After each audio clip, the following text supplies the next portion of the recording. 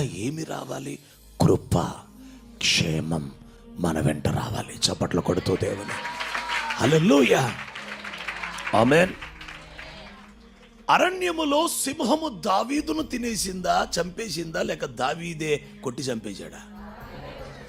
ఎలుగుబంటి, మాట్లాడండి. తోడేలు, హల్లెలూయా. కృప, క్షేమం ఉంటే విజయం. కృపాక్షేమం ఉంటే సింహం మీద జయం. కృపాక్షేమం ఉంటే ఎలుగుబంటి మీద జయం. కృపాక్షేమం ఉంటే తోడేళ్ళ మీద జయం.